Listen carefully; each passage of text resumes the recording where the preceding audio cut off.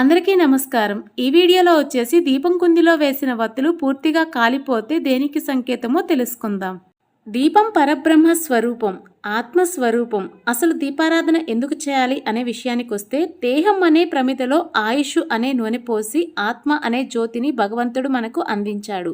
ఇది ఎంతసేపు వెలుగుతుంది అంటే, ఆయుష్ అనే నూనె ఉన్నంతసేపు నిలకడగా ఉంటాము. ఈ ఆయుష్ అనే నూనె తగ్గిపోగానే దేహం కొండెక్కుతుంది.